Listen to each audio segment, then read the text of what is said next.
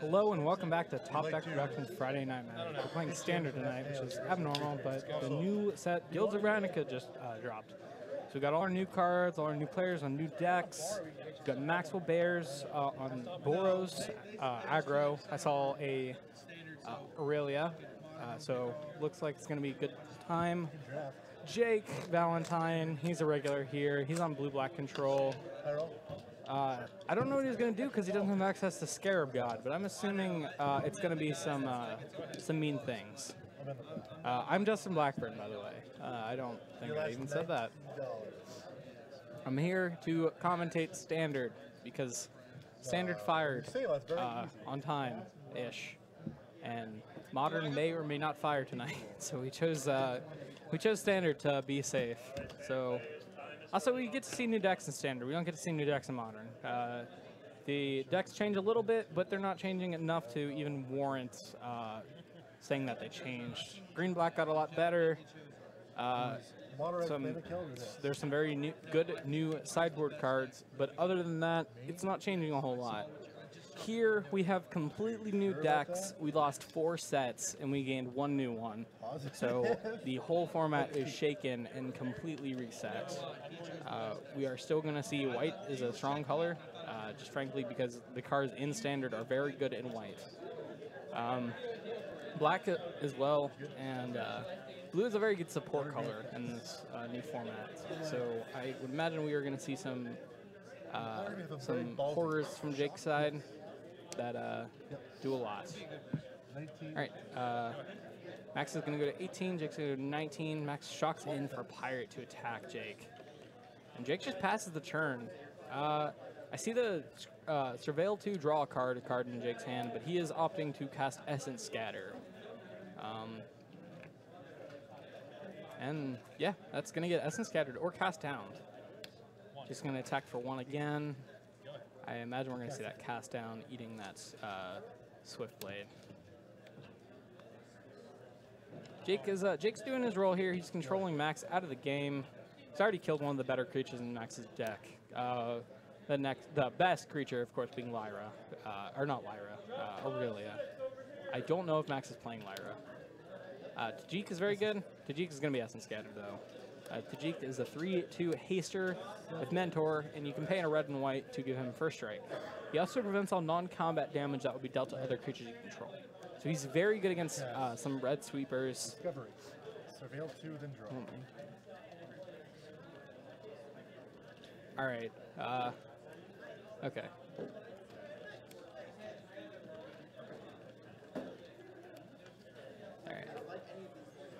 All right, so Jake drew Vraska's Contempt. Vraska's Contempt is still the best removal in the format for creatures and planeswalkers.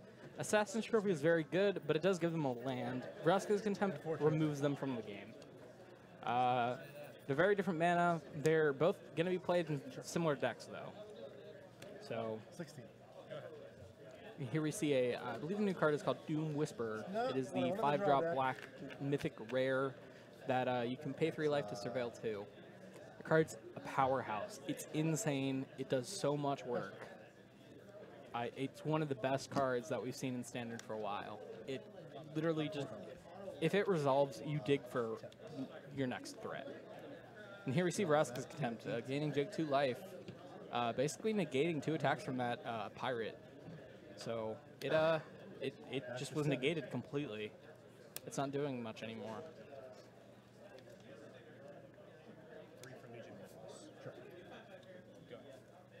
All right, so we see a Legion Warboss. Max could have played that before combat because you get a token that has haste, but he didn't. I'm not 100% sure why. He missed it again. 2, 3, 4. I would say he was afraid to scatter, but he was tapped out, so there was nothing to be worried about there. He's the Mentor. The goblins are in the pile. Everything is in the order. I'm gonna mentor. So they're going. He's gonna attack, Mentor trigger, crew up, and attack with that as well. Attack for a grand total of 5 there, I believe. And here we see Doom Whisperer. I think that's what that card is called. So much. Regardless, it is very, very, yeah, Doom Whisperer. 5 mana, flying trample, 6/6. Pay 2 life, surveil 2. It's even better than I said earlier. I thought I said pay 3. That card's insane. If it resolves, you're going to have trouble doing anything from there on out because the ability, even if it is attempted to be removed, Jake can activate it as much as he can, or as much as he wishes, to find more removal, better removal, and just clean up Max's creatures. I would assume Jake is running Ritual of Soot, the new sweeper, that is 4 mana, 2 and 2 black. Destroy all creatures with converted mana and cost 3 or less. That cleanly destroys Max's board. Jake may have to pay a good amount of life for that, but honestly, if Max has nothing to do, that's not too bad. 2, 3. Yep. And here from Max is chaining a lot of cards together to cleanly remove the Doom Whisperer. He 3 for 1 himself there, which honestly I think is a good play. Jake is going to respond, of course, by surveilling multiple times. Good evening, Cat Natus. I'm back again. 2 nights in a row on commentary. I'm doing the Robert Meadows show this time around. I'm solo commentating. I joined Robert yesterday, so he didn't have to perform solo, and now here I am. Robert isn't here, so he can't return the favor, if you will. But Jake plays another Doom Whisperer. I can imagine Max isn't too happy about this. And Max has a defense, the Clarion, Deafening Clarion, thank you. Bobbert didn't bail, he was just not here, he wasn't supposed to be here. We weren't expecting him, but Bobbert is not indeed here. Deafening Clarion is good. I don't know how I feel about it main deck. It does 3 damage to the board, which kind of just kills all of Max's creatures. It does give them lifelink, but I don't know how relevant that is in a control matchup, because once Jake is controlling Max out, Max is not going to be able to do anything here. What are you mentoring on? We're going to put it on the... All right. So Max gets soldiers. I didn't know it made 2. But the card is also pretty good. It's 1 drop. When it attacks, if you have 2 other attacking creatures, it is Battalion. They just did not reprint it with the same keyword. When it attacks, you get dudes. I thought it was 1, apparently it is 2, because Max got 2. Jake checked, and he was okay with the 2 tokens, so I assume it made 2, which is pretty good. That's a 1 drop, so that's strong for a 1 drop. Jake just draws a card and passes. Jake is on the control plan here. It looks like he has the Nightmare, the Horror that bounces a creature and surveils 4, which is also very, very good. Not only is it a flash creature, it's got decent power and toughness to eat a creature, remove a creature to the opponent's hand, which then you will later counter, and then, of course, dig. Jake is just so low here that I don't know how to feel being Jake.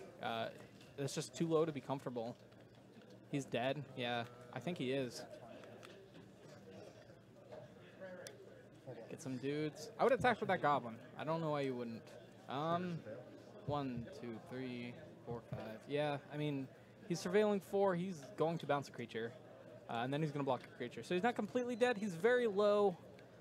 And Max has a Gobbo to shoot him for 1. So if Jake doesn't actually stop all the damage, he may go to 1 and just be Gobboed to death. These 2 on top. These 2 in the bin. Bounce trigger, bounce the goblin. I don't like the card he topped here. He topped a... that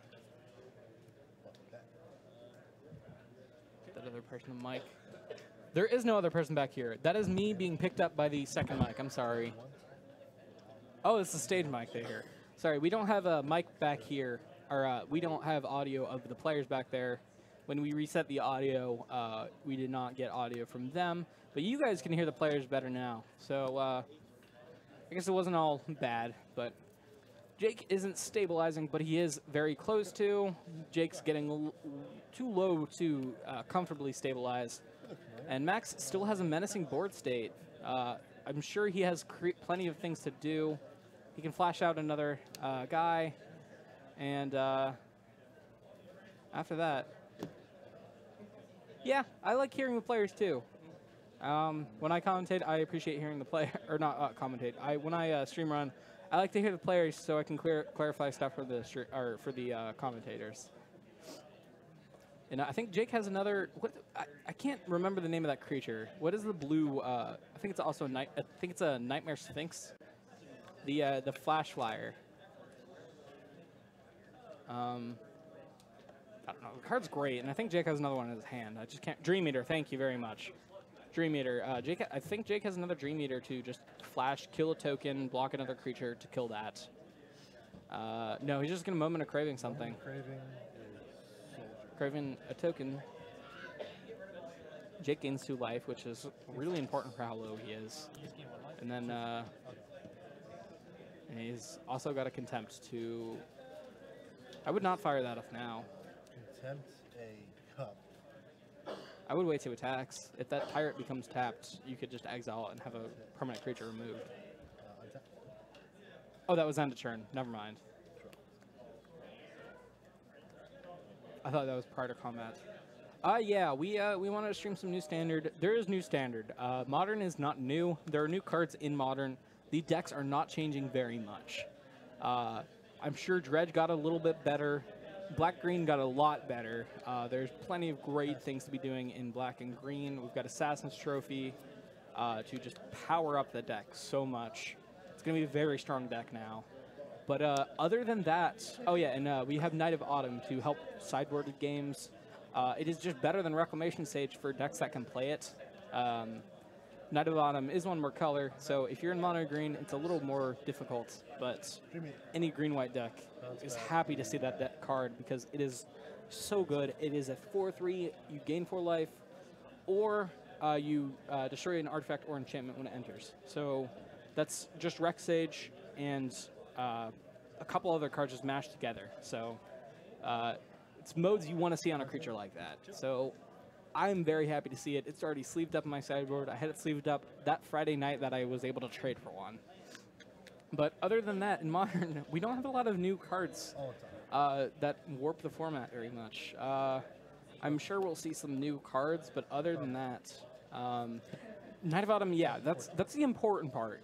It's not even just like better, it's a condenser. It's just multiple cards in one that just help sideboard so you can fit more cards together.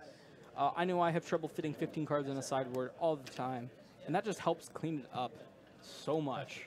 And Jake, oh yeah, Ritual. He played Ritual Soot to just cleanly destroy all of Max's creatures. Max has no board. Jake's at 8. Max is at 6. Jake has like 16 power in play, give or take a couple, which is definitely enough to kill Max. Max can play an Aurelia, which will get Essence Scattered. Deafening Clarion to do 3 damage to kill the Specters. And then Aurelia, which will get Essence Scattered. And then Doom Whisperer will just eat Max because it is a nightmare and it ate his dreams. Hey, One Violence, how are you doing? It's good to see you here. We are playing Standard, which is not normal, but new formats. I am solo commentating as well, so I want to put some Standard on. Modern is a little easier to commentate because I know those cards, but I wanted to see some new cards. I wanted to see some new decks. I haven't decided on a deck to play yet, so I wanted to see if any of these players are giving me ideas. I very much like a put 1 token, attacks 2 creatures. 1 put 2 when it attacks a creature. I'm not sure. Can we get the card text of that card pulled up?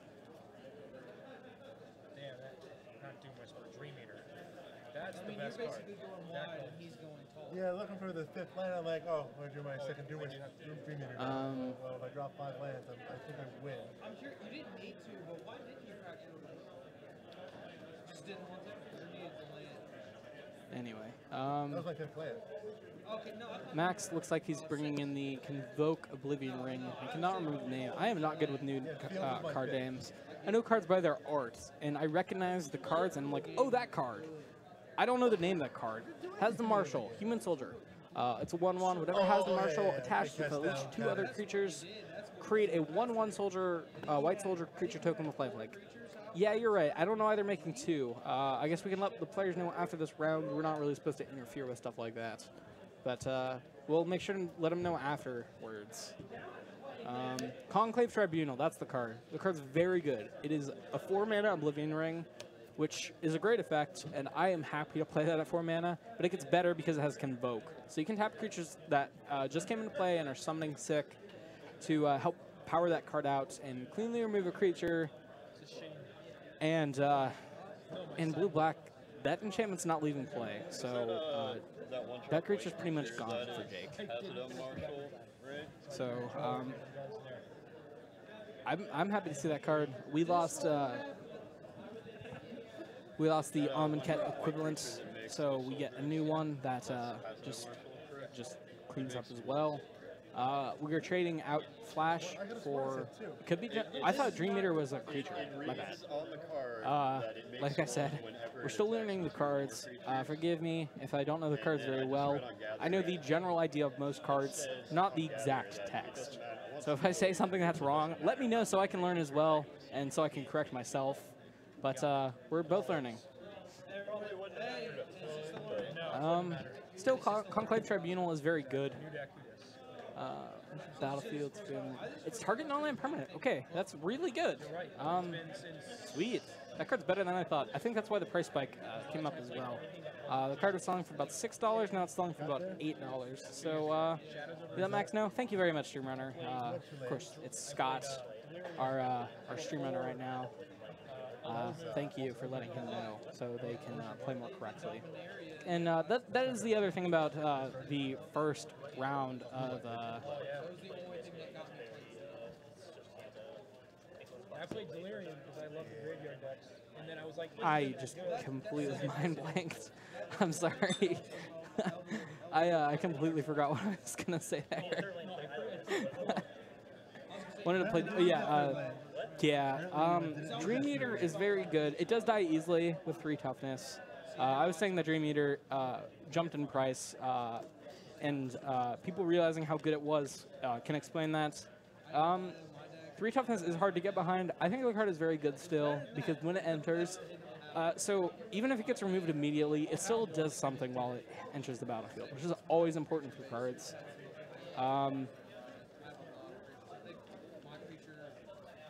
He enters, it surveils 4, it bounces a creature.